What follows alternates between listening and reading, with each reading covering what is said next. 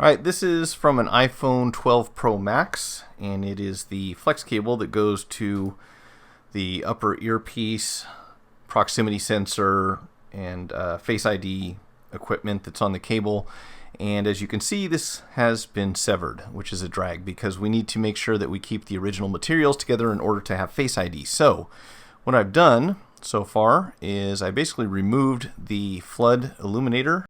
This piece is specific to, or unique I should say, to each phone. So you can't just grab an aftermarket one and throw it on here. So what I've done is remove that, and we're going to take a donor over here, and we're going to do the same thing. We're going to remove this module, and then we're going to put the original back on from the other cable, and hopefully we still have Face ID. So let's get this going. These do not take a whole lot of heat, so you want to be careful. I'm going in at 260C, 40 liters per minute airflow, and that is with an 8mm nozzle. And you'll see that it just doesn't take a whole lot of heat. I'm actually kind of using a little indirect heat to kind of warm things up first. And momentarily you'll see this guy comes off without putting any tension on it.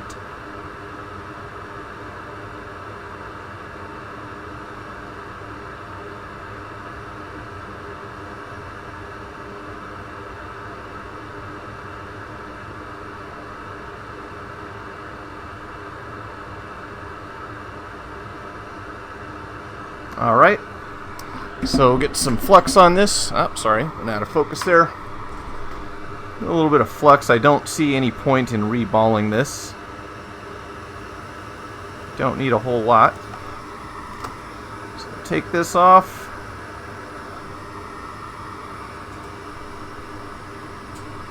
And you can see they got a few more contact points underneath than the older models. Make sure you got that the right direction. Okay, and we're just going to set it right back on top.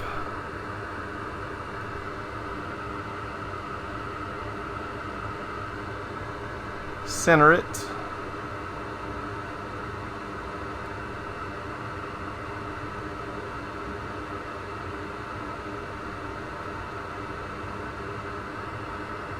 All right.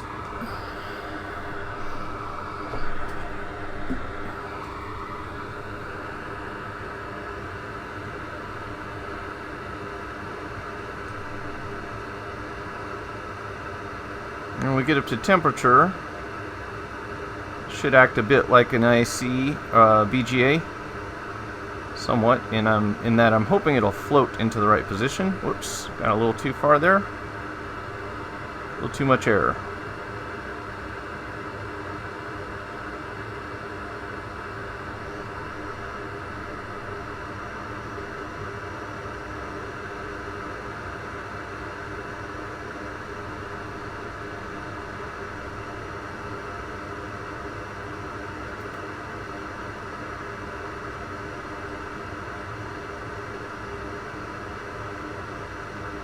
Alright, hopefully you just saw it shift,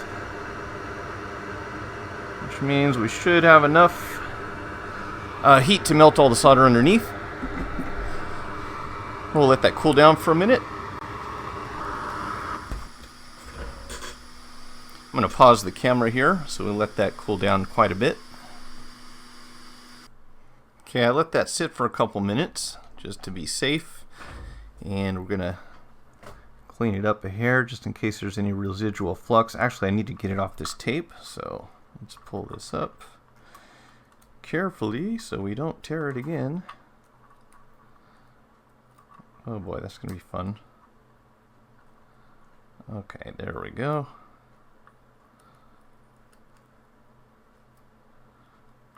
Alright, so I don't see a whole lot of flux on there.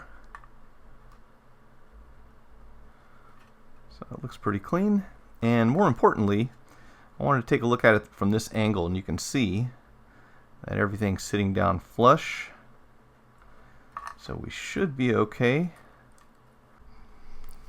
Alright, so I don't have this fully assembled because I want to make sure that everything's working, but we've got the Face ID attached up here, Phone's all plugged in, sensor is properly connected, and let's see if we get an error message this time.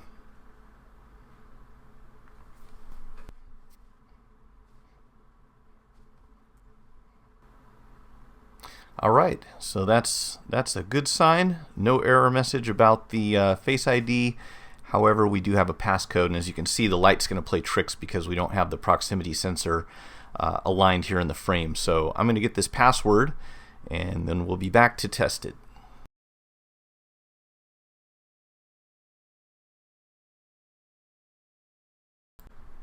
Alright, so I got the passcode. Unlock this thing, and now is the moment of truth. Can we use Face ID? And also, how am I going to record this? That's going to be challenging. Also, will this work if I have a mask on? I've always wondered that. So let's go and see if we can set up an alternate appearance, and I will put my face right in front of this deal, and it says face obstructed. Remove anything that might be covering your face. So yeah, I guess not. I guess the mask is not working.